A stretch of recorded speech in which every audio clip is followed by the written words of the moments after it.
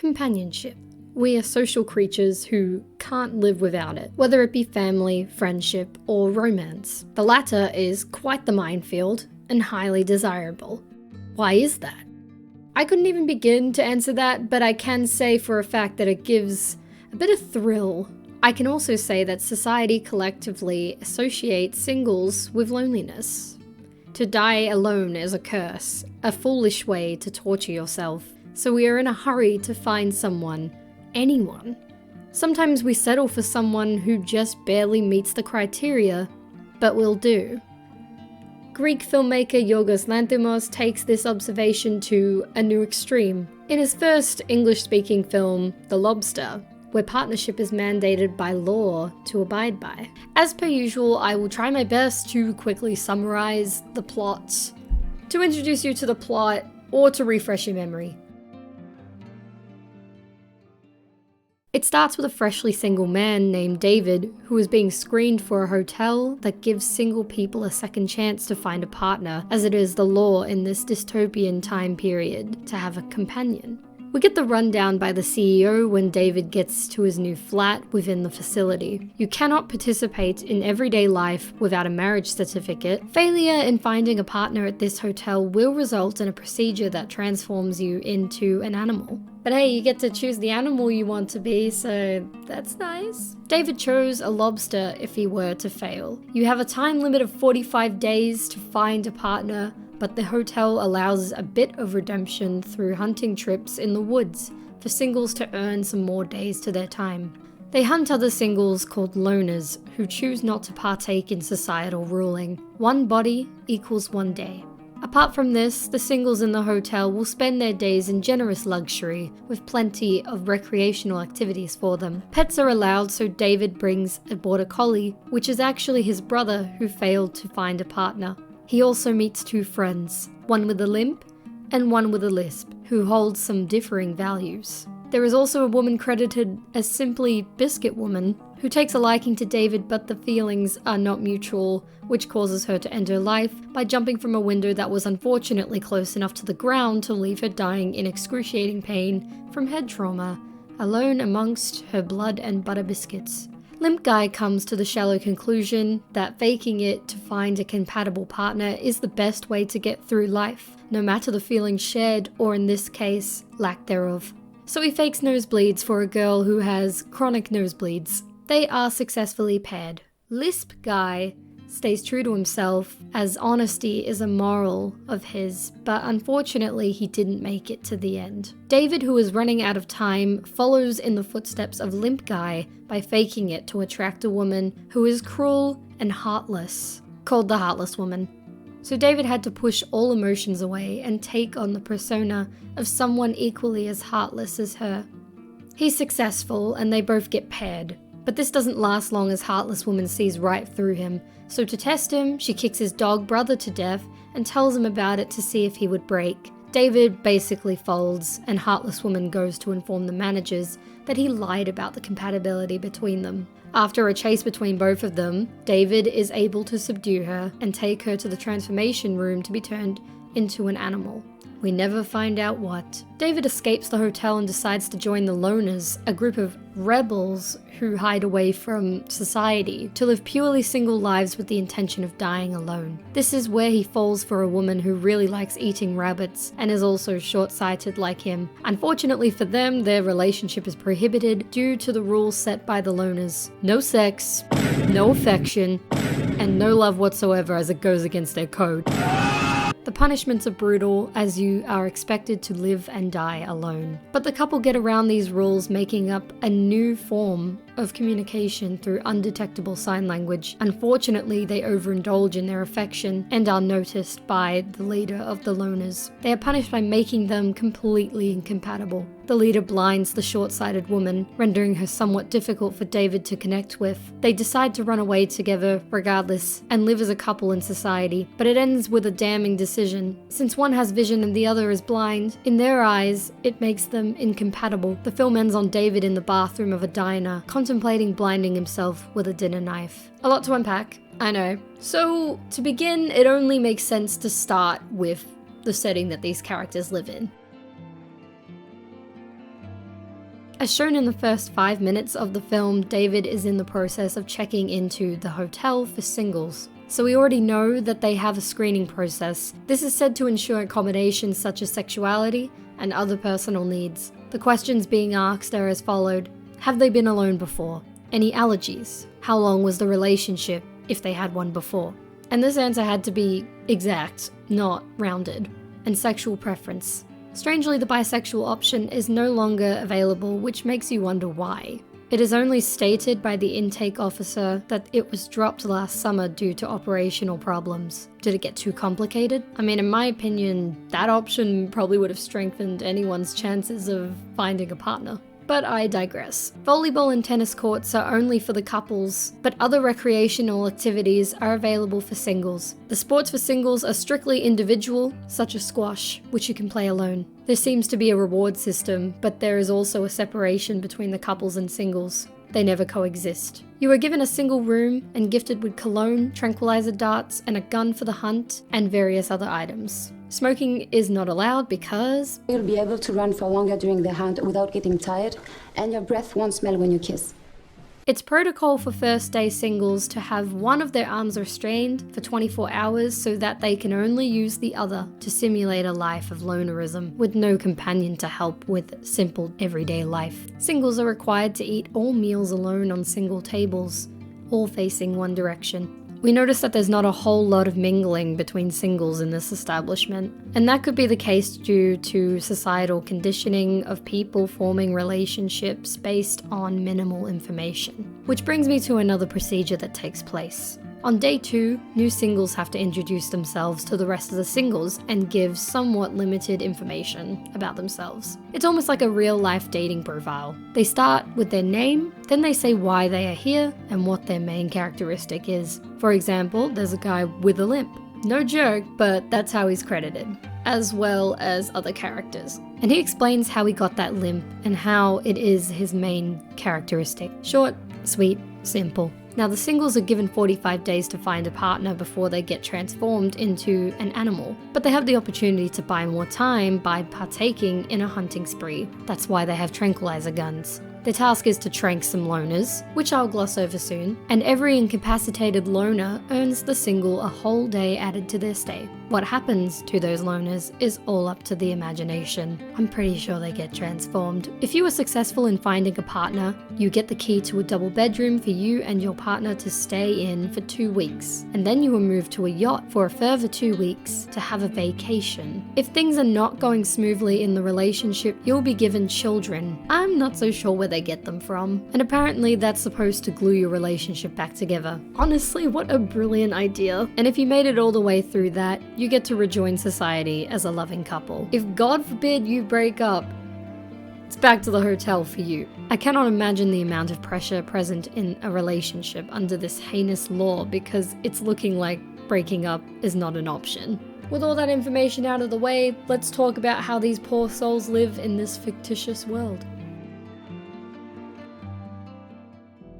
We have our obvious protagonist, David, who we've learned very quickly that his wife has left him for another man. I wouldn't even know what cut him the most, the fact that his wife had cheated on him, or the fact that his wife has cheated on him with a man that was short-sighted and had glasses. Oh yeah, that's David's characteristic. He's also short-sighted and wears glasses. Moving on, single as a Pringle, he's checked into the hotel, which I like to call purgatory, and he meets a few other singles who are legitimately described by their own characteristics and not much else. He meets 2 men, one with a lisp and one with a limp. But honestly, it's a very mixed bag of friends here. As the story trots along, we notice the true colours coming out. Limp Guy is fixated on finding a partner as he straight up doesn't want to be an animal. Fair enough. So he is willing to lie his way into a relationship, and that he did. He has his eyes set on a girl who has chronic nosebleeds, but they aren't deemed compatible because Limp Guy has a limp and the girl has nosebleeds. Stupid, I know, but that's the way they are conditioned to think due to the time constraint of finding a partner. Limp Guy decides to fake nosebleeds by smashing his face into hard surfaces. It hurts, but it worked. They become a couple. Lisp Guy, on the other hand, seems to be quite neutral towards everything, as he has a quite positive attitude towards being an animal. He wants to be a parrot. He favors time with friends, and in his perfect world, he and his friends would all hang out as parrots. Not a bad way to live. Why he would think this way could possibly be due to his chances of finding a partner, as he's not the best looking guy, and he's pretty reserved. He also knows his shit at hunting, so he can't get any more time either. And then we have the lady who absolutely loves butter biscuits. We are calling her Biscuit Lady. She is extremely desperate to find a partner, and she is very quick to advertise herself to appeal to potential suitors. But alas, this air of desperation is pungent and foul, and basically clears a room. She lacks a lot of self-respect and self-confidence, and she's also shit at hunting, so she made up her own mind and jumped from the first floor window of the hotel, and that went as well as you'd imagine. There's blood and biscuits everywhere. Amongst the mess, this heartless woman, who is not fazed by this dramatic scene, is said to have no emotions. She is in no rush to find a partner, since all her hunts are very successful, so now she has a lot more time that she can spend. So we know she's quite self-sufficient and doesn't look like she needs anyone, but for some weird reason, David decides to earn her affection. Well, acknowledgement at this point. He does what the limp guy did and pretends to be as heartless as her, while throwing connection out the window and abiding by societal conditioning. In Act 2, we meet various loner characters, including the loner leader, who is quite emotionless and self-sufficient. Remind you of someone? She actually has a way of visiting society for goods and services to ensure survival in the woods, and she does this by faking a relationship with one of her friends to fool not only the public, but her own parents. Keeping up appearances, as they say. And then we meet the love interest of the story, short-sighted woman, who is obviously short-sighted, so obviously David swoons over her upon first meeting. They actually hit it off and form a secret relationship hidden from everyone because it goes against loner code. To never be in love, to do all things on your own, and especially to die alone. That's pretty much everyone accounted for that would be of importance to this essay. Everything said amongst each other are always quite blunt, but that's honestly common dialogue for every Yorgos Lanthimos film. They are all people who are just trying to make things work for themselves under harsh societal ruling, which has turned into an official law of government. And since the pressure of finding a partner is so damning, people are encouraged to just settle for the bare minimum by just pairing up with someone with at least one similar characteristic to themselves. So we are positioned to ask the question, does love even exist? Perspective matters when it comes to the meaning and mechanisms of love. From a sociological standpoint, if we take a look at things from a quantitative view, we will find that the greater definition of love is finding the person you will spend the rest of your life with. But if we look at it from a qualitative view, individual perceptions of love can vary, with a small majority denouncing it altogether. That there is no such thing. With all this being said, it is redundant to ask whether animals can experience love because it's all a construct made by us. And you may think, Billy, I can tell you for sure that I don't listen to society. I follow my own damn path. Well, that brings us to the question, how much free will do we actually have? Which again is a redundant question to ask if you want to break your brain. Instead, we assume that we make society and society makes us. But this isn't what we're gonna go into for the sake of video length. So in short, we can't directly say that animals can or can't feel love the way humans do. We can find certain similarities though, and Yorgos Lanthimos brings them to the surface by making comparisons between humans and animals in his fictional world and also the real world. We are social creatures, as I have said before, and we rely on our peers to keep the population alive. And this social relationship has existed since the beginning of our existence. Same goes to the animal kingdom to an extent via mating and group hunts. The biggest factor that makes us so similar to animals is that we do things systematically. Now, I'm not saying that starting families is purely transactional for us humans, but we do have a system to procreate to ensure our lot can live on without dying out. What society has done in the Lobster is essentially stripping humans of a substantial amount of agency. In our reality, and in the fictional reality, love is seen as a benefit and based on need. A glum way to look at things. Love is stripped down to the bare bones in this film, in both the animal kingdom and the human race. If you don't have a companion or relationship to benefit from, you will not make it alone out in the wild.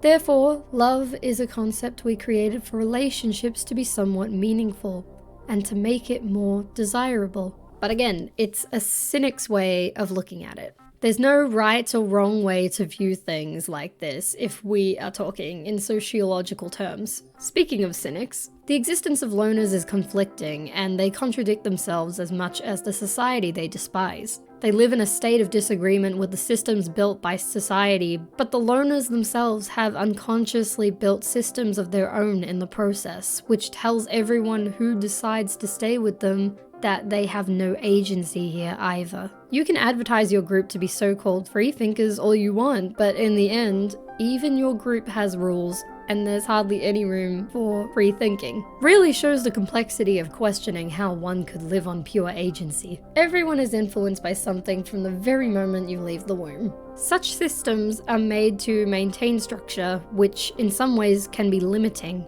David isn't given much choice upon his arrival at the hotel, in which he is provided only black and white choices. His shoes are half size, whereas the hotel doesn't provide that. He feels like he could live as a bisexual, but the hotel tells him to choose one or the other, as there is no in between. So while having systems are great for organization, it provides little wriggle room for everyone. This is how Lanthimos portrays societal structure in reality. But let's look at love from an individual perspective.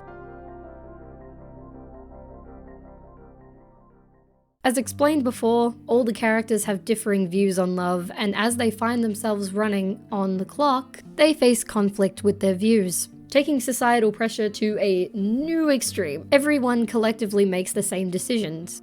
They find a person who shares one characteristic, and if they can't, they must make one up to suit someone else. And as it turns out, all relationships we see in this film are actually struggling behind closed doors. The relationship between the hotel managers is a telling example of a relationship built on pressure and lies.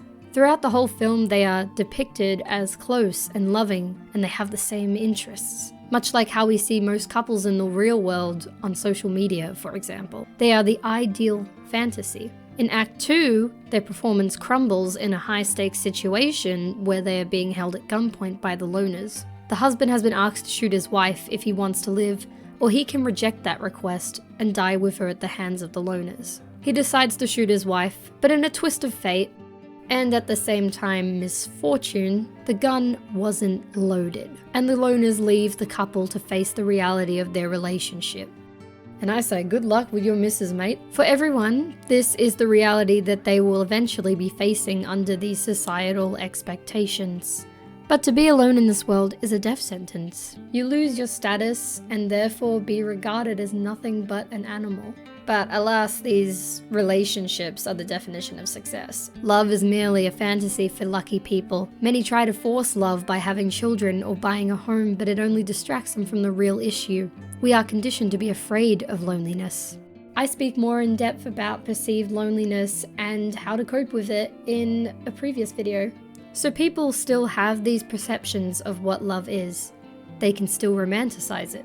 David and the other characters struggle with pinpointing what they should be looking for when they aren't being conditioned by society, but they are forced to instead take vain approaches that contain heavy sacrifice of others and themselves. David is in search of love and is willing to live on pure agency, and he eventually finds a loving relationship. However, he is faced with conflict yet again. Sacrifice. With the love of his life being blinded, and him being short-sighted, they no longer feel suited to each other.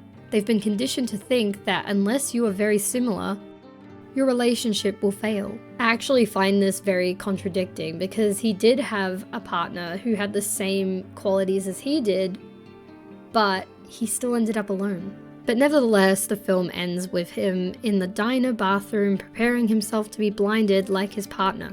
Lanthimos concludes that with love comes sacrifice, which is a well-known belief. The act of giving up a part of yourself to fit the needs of the other. And this perception casts love in a darker light, showing that love destroys people, that love is purely out of benefit and sacrifice. So who would want that? That's the perception that the heartless woman adopts, which is why she does well on her own. But can I just say that we tend to forget the places where love go unnoticed? I mentioned that David has a brother who was turned into a dog. David showed the most emotion we've ever seen when he found out that the heartless woman gave his brother a slow and painful death. He lost his last remaining loved one. We are so focused on romantic love that we don't acknowledge the love between family and friends. It's almost like it doesn't exist in this fictional society, as love between partners is prioritized more than anything else. Another example can be observed in the friendship of Nosebleed and Hair Girl, I'm calling her that because she has nice hair, which is said to have bloomed in their school years. As soon as Nosebleed found a partner, the space between her and the Hair Girl has grown. Even more so when Hair Girl is on her final day before she is transformed. Nosebleed finally visits her on this day to give her a lengthy goodbye that was meant to be heartfelt, but ultimately suggests that Nosebleed will have new friends and a successful life. She showed pity towards her lonely friend. Another example of this is when Limp Guy says that his mother was transformed into a wolf due to failing to find a partner after being cheated on by her previous husband. Again, they had the same characteristics, but there was someone who was a little bit better at math than she was. Limp Guy earned his limp by trying to visit his mother in a zoo enclosure full of wolves. An act of love, but ultimately a sacrifice. It's safe to say that not only did the film show the complexity and influence of society, especially when it comes to relationships, but we are also exposed to the grim and cynical perception of what love is. Lanthimos asks us, why are we willing to be so pedantic about getting into relationships if you ultimately lose yourself in the process? Lanthimos also shows that love is selfish and it's blind, terms we have heard before. The film presents us with the looming thought that the beautiful little fantasy that has been shoved in our faces may not be all that beautiful after all, and not without its consequences that everyone tends to ignore.